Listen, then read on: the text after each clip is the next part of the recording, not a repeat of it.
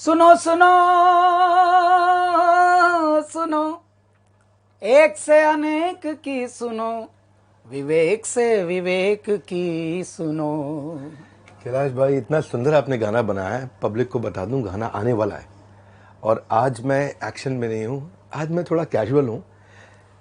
ये जो आपने इतना सुंदर गाना बनाया है, एक से एक की सुनो, इसमें अपने इंटेलिजेंस को दिखाया है, बुद्धि को, विवेक से विवेक की सुनो, मतलब अपने इंटेलिजेंस की बात, यहाँ इंटेलिजेंस को। बॉलीवुड में कोई पैसे छोड़ता नहीं है और आपने क्या इंस्पिरेशन था ये, आपने अपने दिल से बिना पैसा लिए इतना सुंदर गाना समर्पित किया है। भैया मैं ज़िंदगी नहीं जीता हूँ, मैं ज़िद जीता हूँ, मैं जुनून जीता हूँ, मेरी ज़िंदगी नहीं है। और जो इस प्रकार के होते हैं उनको वो रचते हैं अलग से, उनकी रचनाकार ही कुछ करते हैं। मैं ढूंढता हूँ कोई मेरे जैसा जुनूनी और मिले, क्योंकि परमात्मा ने तो नाना प्रकार के हीरे, नाना प्रकार के रत्न जड़ित करके इस पृथ्वी को भेज दिया और उसके बाद पृथ्वी से एक के बाद एक नायाब हीरे, जवाहरात और कोहिनूर निकल रहे हैं। मैंने आपका परिचय, मेरे ब्रदर ने आपका परिचय बताया था। मैंने एक मनुष्य देखा जिसके अंदर बिजनेस और अध्यात्म एक साथ है। क्यों? क्योंकि ये दुनिया दिमाग वाले चलाते हैं, लेकिन दिल वालों को कुछ समझते नहीं। दिल बेच बेच के, ज़मीर बेच बेच के ज़मीन खरीद रहे हैं लोग। लेकिन ये पहला मनुष्य कौन है जागा हुआ है और जगा रहा है। तब मेरे मन में आया, नहीं, इनसे मिलना है और ये कोई मेरा अंशी है। जब मुझे अपना भाई दिख गया कि एक और शिवत्व, एक और जुनून, एक और जिद यहाँ पे है, एक और हट है जिसका नाम है विवेक, चलो यार इसके लिए कुछ बात की जाए।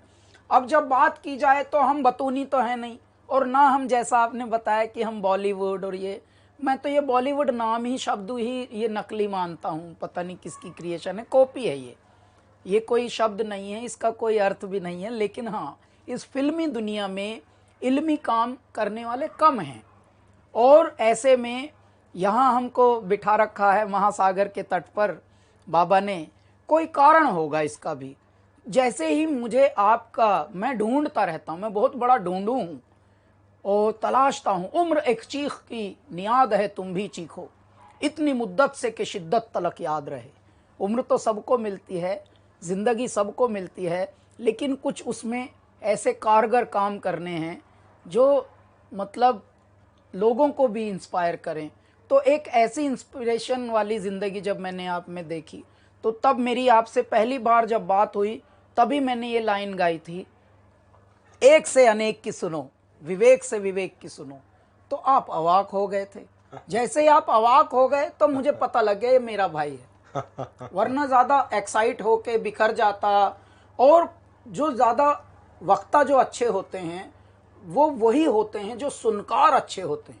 आप में मैंने ये एक बहुत बड़ी क्वालिटी देखी, गुणवत्ता देखी, आप सुनते बहुत प्यारा हैं भैया। जो अच्छा सुनते हैं वही गुनते हैं, और जो गुनते हैं वही फिर गुनाते हैं, वही फिर आगे। बहुत प्रेम है हमारा, कई बार बातचीत होती है और बहुत अच्छा लगता है। और मैं क्या, आप जब बोलते हैं ना, तो मैं नहीं, मतलब पूरा मुझे लगता है भारतवर्ष इसको ध्यान से सुन रहा होगा आज। हाँ, अब मैं आपसे एक मेरे मन का प्रश्न पूछता हूँ। कहीं ना कहीं यात्रा तो आपकी भी, हम लोगों की दोनों एक जैसी सी ही रही, लेकिन ये कहाँ से आती है इतनी विनम्रता? और दिल्ली जैसे शहर में भैया, जहाँ पर चवन्नी भी रुपये का नशा लिए घूम रही है, दिल्ली की तो बात ही अलग है। मतलब दिल्ली एक ऐसा शहर है, क्योंकि मैं दिल्ली का ही हूँ, हम दोनों दिल्ली है के हैं। वहाँ तो ऐसा है कि अगर अचानक ये कोई पूछ ले कि भाई मुझे तो जहाज लेना, अरे मिल जाएगा ना यार, दिला देंगे 1 मिनट में। वहाँ ऐसा, मतलब हर चीज़ के लिए कोई ना नहीं है वहाँ। तो जुगाड़ नगरी है दिल्ली। लेकिन ऐसी नगरी में भी आप इतने विनम्र और इतने शालीन कैसे बचे रहे भैया? 5-5 गिनीज बुक रिकॉर्ड आपके हाथ लगे हैं, और उसके बाद आप ऐसे दड़ूकते हैं जैसे कोई शेर दड़ूक रहा है अपनी मान से निकलकर। और मुर्दों में भी प्राण फूंकने की शक्ति आप रखते हो। जब आप बोलते हो तो धारा प्रवाह बोलते हो, जब आप बोलते हो तो अटक, बेअटक, बेपलक ऐसे बोलते हो, और न जाने कितनों की अटकों को, भटकों को आप ऐसे झटके से उबार देते हो। आपका नाम मैंने उबारू भी रखा है भैया। और ऐसे बहुत सारे वाणिज्यकर्ता हैं, उद्यमी हैं, ऐसे बहुत सारे बिजनेसमैन हैं जो लघु स्तर पर अपने काम करते थे, लेकिन आपने उनको अंग्रेजी में, जिसको हम एंटरप्रेन्योर बोलते हैं, कईयों से तो ये इंग्लिश स्पेलिंग ही नहीं लिखी, हमसे खुद नहीं लिखी जाएगी। मैं लिखूंगा यार ये स्पेलिंग, तो पूछूंगा, पूछ के यार बताना जरा एंटरप्रेन्योर की स्पेलिंग क्योंकि हम अंग्रेजी में उतने अंदर घुसना नहीं चाहते। मतलब हम अगर चाहें तो पार कर लें नैया, लेकिन हम हिंदी और संस्कृत में डूब रहे हैं पूरी तरह और उसका आनंद ले रहे हैं भैया। लेकिन आप ये कैसे संकल्प कर पाते हैं इतना भलेपन का? मैं पहले तो ये कहूँगा कैलाश भाई कि आपसे बहुत सीखना है, so much to learn from you. आप एक साधारण व्यक्ति को कैसे असाधारण बना देते हैं।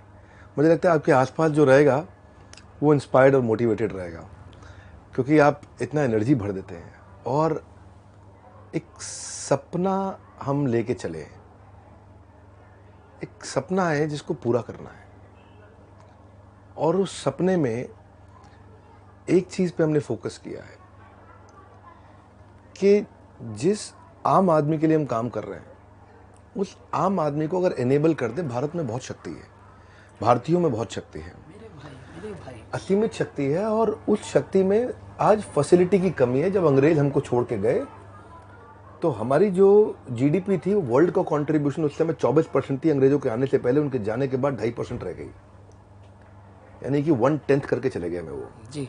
हमारे यहाँ एवरेज एज थी ना, हमारे यहाँ एवरेज एज गिर के 27 रह गई। एक आदमी की एवरेज 27 साल की उम्र तक लोगों का देहांत हो रहा था, मृत्यु हो रही थी, लोगों को पता नहीं है बात ये।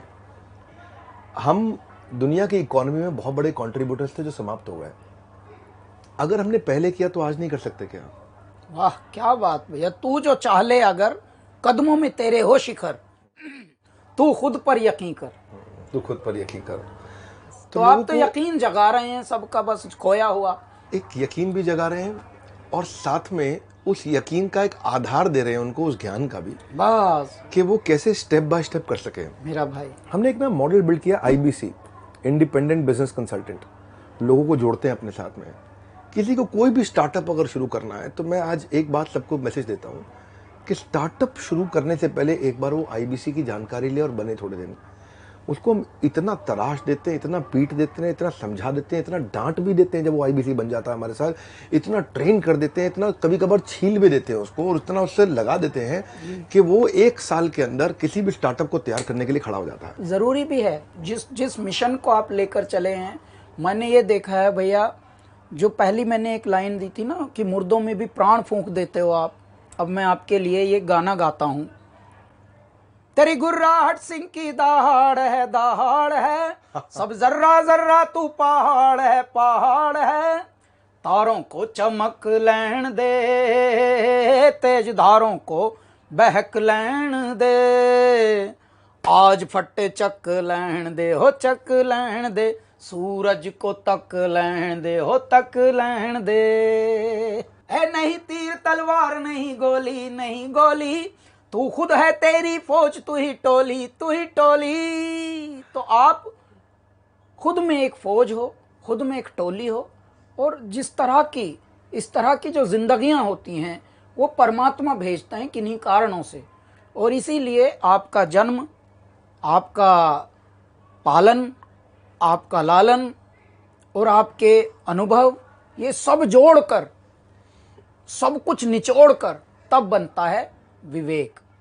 और बिंद्रा तो फिर बात ऐसी हो जाती है कि वाह भाई, बिंद्रा ही बिंद्रा।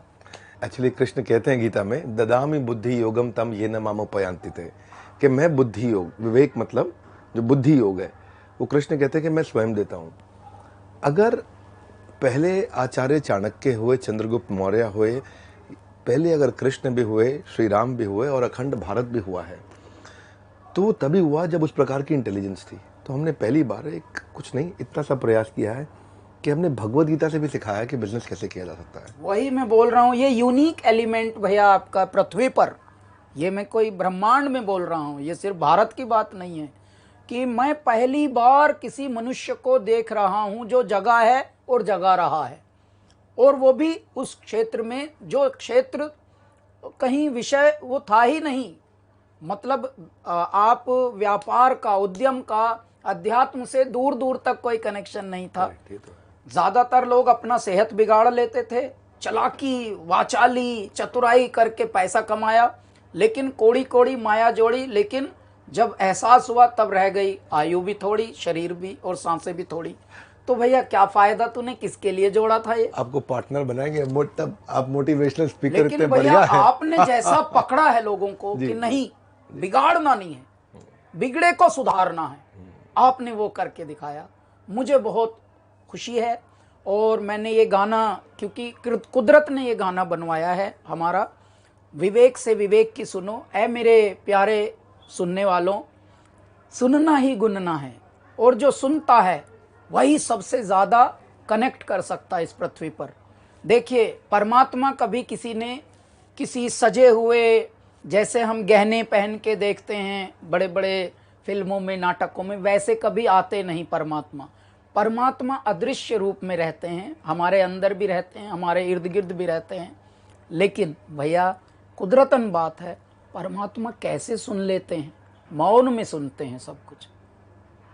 पद्मासन में ध्यान लगाए मौन है, वीराने में तपता योगी कौन है।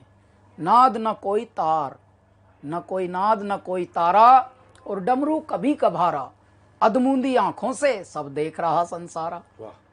तो मेरे बाबा ने क्रिएट किए हुए हैं आप जैसी आत्माएं, और आप जैसी आत्माओं को हमारा परम कर्तव्य है कि हम और बढ़ाएं और उनके साथ जोत में जोत जगाते चलें। उस यज्ञ में इतनी आहुतियां डाल दें कि वो यज्ञ अखंड यज्ञ बनता रहे, महायज्ञ बनता रहे। इसलिए हमको जोड़ा है मेरे ईश्वर ने। और ये जोड़ी, ये अब 1 और 1 11 की जोड़ी है भैया। और ऐ मेरे दर्शकों, ऐ मेरे श्रोताओं, ऐ मेरे प्रशंसकों, ऐ मेरे फैन क्लबों, विवेक भैया के भी फैन क्लबों, हमारे भी फैन क्लबों, आप सब हमारी स्ट्रेंथ हैं, आप सब हमारा परिवार हैं। और ये देखिए, ये गाना जब आएगा तो आप सबको आपके अंदर की भावना पता लगेगी कि हाँ, क्रोध हो तो हंसना, ईर्ष्या हो तो तपना, और दूसरों की खामियों से बहुत खुद बहुत सीखना। तो ये चिंता में चिंतन का, मना में मनन का जो मज़ा है, जब कोई मना कर दे तो उससे बुरा ना मानना कभी, मना में और थोड़ा ध्यान करना कि हाँ यार, अभी हम इस लायक हैं नहीं। अभी जब हमको माइक लगाया जा रहा था, मैंने बताया कि हमको माइक ही कभी नहीं मिला कभी हिम्मत भी नहीं हुई कि माइक मांग भर लें कभी, अगर छोटे मोटे स्टेज पे गए। तो मना में मनन का, चिंता में चिंतन का, तो ये सब आएगा विचार। और मैं बहुत खुश हूँ भैया, ईश्वर ने हमें इस योग में, इस प्रयोग में, इस संयोग में, इस युग में जोड़ दिया है। और ये बहुत बड़ा एक, इसका मैं बता रहा हूँ भैया, निमित्त है, और समझ भी आ सकता है। मैं तो एक बात कहना चाहता हूँ आप सबसे कि जब भी हम कोई वाणी सुनते हैं ना, उस वाणी के पीछे संस्कार होता है। और वो संस्कार कैसे हैं? ये जो गाना है, ये इसमें जो सेल्फलेसनेस है, ये लोभ के चलते नहीं बनाया गया है, लालच के चलते नहीं बनाया गया है। ये आपने लोगों को विवेक देने का प्रयास किया है। मैं रिक्वेस्ट करूंगा कि इस गाने को सब लोग सुनिएगा, आने वाला है गाना, बहुत अच्छा है। और इसमें जो सेल्फलेसनेस है वो इम्पैक्ट करती है, क्योंकि जब जेब से निकली बात हो तो जेब तक जाती है, जब वाणी से निकली बात हो तो कान तक जाती है, दिमाग से निकली बात हो तो दिमाग तक जाती है, पर जब दिल से निकली बात हो तो हृदय परिवर्तित कर देती है। आइएगा, सुनिएगा ज़रूर कैलाश जी के साथ। और कैलाश जी के सामने बोलने की तो क्षमता नहीं है, वो इतना प्यारा बोलते, इतना मीठा बोलते हैं। आपने आज इतना उत्साह बढ़ाया, जो आपने इतना गुणगान किया, अगर उसमें से इतना सा आ जाए तो मेरा काम हो जाएगा, मेरा जीवन संपूर्ण हो जाएगा। अगर इतना ज़्यादा नहीं, पर thank you very much. Only effort is, and I really want to appreciate you, कि जो हमारा एफर्ट है वो यही है कि लोगों तक हम पॉजिटिविटी को फैला सकें, उनके अंदर क्रांति ला सकें।